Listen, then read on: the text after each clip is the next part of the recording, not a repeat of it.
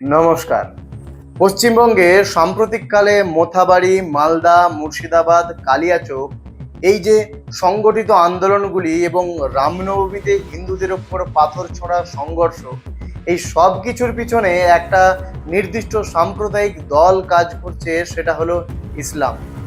যারা বিভিন্ন রাজনৈতিক ছত্রছায়ায় থেকে দিনের পর দিন এই ঘটনাগুলিকে ঘটিয়ে চলেছে। আজকের দিনে দাঁড়িয়ে সরাসরি বলতেই হচ্ছে, কারণ হিন্দুরা সংগঠিত হলে তাদের বলা হয় দাঙ্গাবাজ, আর মুসলিম সমাজ সংগঠিত ছিল, আছে এবং আগামীতেও থাকবে, কারণ তাদের উদ্দেশ্যটা তাদের কাছে স্পষ্ট। এই সংগঠিত মুসলিম সমাজ তাদের সংগঠনের মাধ্যমে ভালো কিছু কখনোই করতে পারেননি। এই কথাটা আজ বলা দরকার। তাকিয়ে দেখুন পাশের বাংলাদেশ, তাকিয়ে দেখুন পাকিস্তান, এবং তাকিয়ে দেখুন বিশ্বের দরবারে মুসলিম দেশগুলিকে।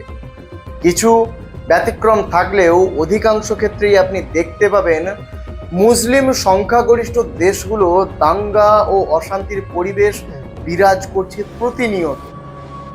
আর সেই পরিবেশ ক্রমশ ভারতবর্ষ তথা আমাদের পশ্চিমবঙ্গে দিনের পর দিন বেড়ে চলেছে।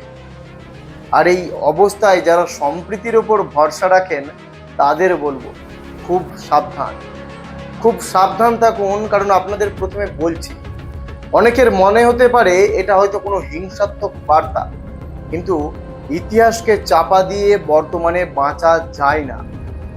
তাই তথ্য অনুযায়ী যে বিষয়গুলিকে আমি তুলে ধরছি, আপনারাও একবার গুগলে গিয়ে এর সত্যতা যাচাই করে নিন। আমি শুধু দুটো শিরোনাম বলবো, এক ডাইরেক্ট অ্যাকশন ডে, আর দুই দ্য গ্রেট ক্যালকাটা কিলিং। এই যে দুটো শিরোনাম আপনাকে যেই তথ্য দেবে, সেই তথ্যটাই আমি এই ভিডিওতে তুলে ধরছি, তাই ভিডিওটা মনোযোগ সহকারে দেখবেন। 16ই আগস্ট 1946 সাল মোহাম্মদ আলী জিন্নাহর ডাকে ডাইরেক্ট অ্যাকশন ডে ঘোষণা করা হয়। অল ইন্ডিয়া মুসলিম লীগের দাবি ছিল যে মুসলিমদের জন্য আলাদা দেশ পাকিস্তান লাগবে। আর এই দাবির পরিপ্রেক্ষিতে তৎকালীন কলকাতার বুকে ঘটে ভয়ঙ্কর ঘটনা। সেদিন ব্যাপক হিংসা ছড়িয়ে পড়ে, বহু নিরীহ হিন্দুদের প্রাণ যায়, তাদের মা বোনেদেরকে ধর্ষণ করা হয় এবং শহর রক্তাক্ত হয়ে ওঠে। তৎকালীন সময়ে কংগ্রেস শক্তিশালী রাজনৈতিক দল হলেও বাংলায় সরাসরি পরিস্থিতি নিয়ন্ত্রণ করতে পারেননি। গান্ধীর অহিংস নীতিও এই হিংসাকে থামাতে ব্যর্থ হয়, ফলে হাজার হাজার নিরীহ হিন্দুরা প্রাণ হারান এবং কলকাতার বুকে তাদের লাশের স্তূপ দাঁড়িয়েছিল। তখন বাংলায় সরকার ছিল অল ইন্ডিয়া মুসলিম লীগের হাতে। তখন হিন্দুরা কংগ্রেস এবং গান্ধীর ওপর ভরসা রেখেছিল, কিন্তু কংগ্রেসের নীতি এবং গান্ধীর অহিংস আন্দোলন সেই সময়ে বহু ক্ষেত্রে মানুষকে রক্ষা করতে পারেননি।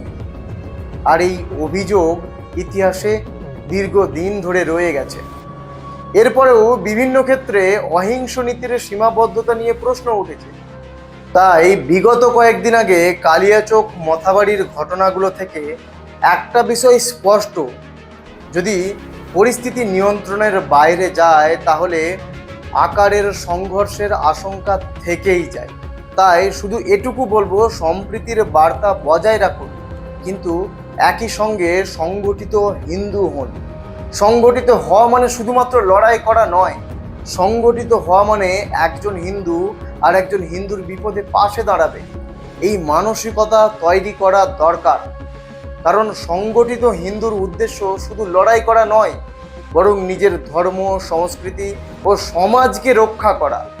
তবে পরিস্থিতি যদি চরমে পৌঁছায় তখন আত্মরক্ষার মানসিকতাও থাকা দরকার। তাই সকলকে বলবো, ইতিহাস জানুন, সত্যতা যাচাই করুন এবং বর্তমানে সচেতন থাকুন। নমস্কার, জয় হিন্দ, বন্দে মাতরম, ভারত মাতা কি জয়। অবশেষে সকল হিন্দু এক হও, জয় শ্রী রাম। নমস্কার, দেখা হচ্ছে পরবর্তী কোনো প্রতিবেদনে। আজকের জন্য এইটুকুই।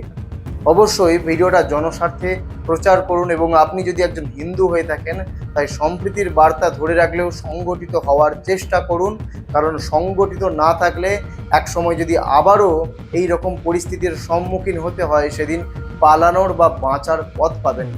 এটা কোনো হিংসাত্মক বার্তা নয়, আমার ধর্মীয় সংগঠনের একটা সঠিক স্পষ্ট বার্তা। তাই ভিডিওটা সকল হিন্দু ভাই বোনেদের মধ্যে শেয়ার করুন। দেখা হচ্ছে পরবর্তী কোনো প্রতিবেদনে। আজকের জন্য এইটুকুই।